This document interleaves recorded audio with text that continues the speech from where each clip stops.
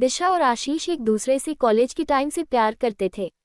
दोनों ने एक दूसरे से शादी करने का फैसला भी किया। इन दोनों की मंगनी भी हो चुकी है और 2 महीने बाद शादी है, लेकिन शादी से पहले कुछ ऐसा हो जाता है जिसकी किसी को उम्मीद ना थी। आशीष के फोन पर दिशा का कॉल आता है। दिशा, हेलो आशीष। आशीष, बोलो। दिशा, आई मिस यू। आशीष है, मुझे भी सुबह से तुम्हारी बहुत याद आ रही है और पता नहीं आज सुबह से घबराहट सी हो रही है। दिशा, आशीष, क्या आप मुझसे मिलने आ सकते हो अभी? आशीष, हाँ क्यों नहीं, मेरा मन भी तुमसे मिलने का मन कर रहा है। दिशा, ओके, मैं हॉस्पिटल में हूँ, प्लीज जल्दी आना। आशीष घबराते हुए बोला, क्या हुआ, प्लीज बताओ मुझे। दिशा, कुछ नहीं, बस सुबह चक्कर आ गया था, आप मेरे पास आ जाओ जल्दी।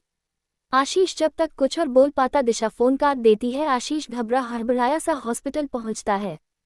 हॉस्पिटल में दिशा बेहोश होती है। तब आशीष वह मौजूद दिशा के पापा से पूछता है, आशीष अंकल क्या हुआ दिशा को? पापा रोते हुए हल्की आवाज में बोलते हैं, बेटी दिशा को ब्लड कैंसर है और वह भी आखिरी स्टेज पर। डॉक्टर कह रहे हैं कि उसके पास वक्त बहुत कम है, प्लीज उसे कुछ मत बताना, दिशा को अभी कुछ भी मालूम नहीं है। दिशा के पापा की यह बातें सुनकर आशीष थोड़ा लड़खड़ा जाता है। थोड़ी देर के लिए उसके आंखों के आगे अंधेरा छाया जाता है। कुछ देर बाद दिशा को होश आता है और वह अपने पापा से पूछती है, पापा क्या आशीष मुझसे मिलने आया है?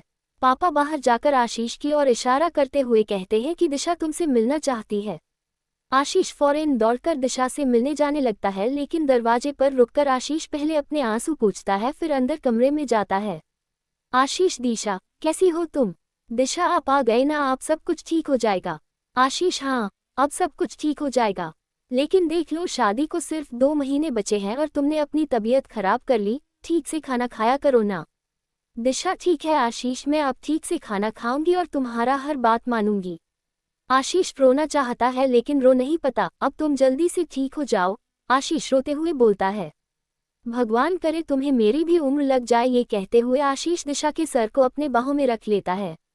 दिशा, आप रोइए नहीं, मैं ठीक हो जाऊंगी, आपने हमेशा मेरा बहुत ख्याल रखा है। आशीष, थोड़ी देर में आपकी बाहों में ऐसे ही लेट रही हूँ। आशीष रोते हुए दिशा के सर को सहलाने लगता है। तभी थोड़े दिन में आशीष को यह एहसास होता है कि उसकी दिशा अब नहीं रही, लेकिन तब भी आशीष बिना कुछ कहे बस यूं ही दिशा को अपनी बाहों में थामे रखता है और उसकी आंखों में आंसू बहने लगते हैं।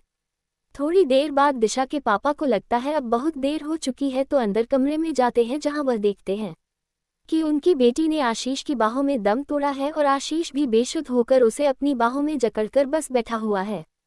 कहानी अच्छी लगी हो तो लाइक और सब्सक्राइब करें।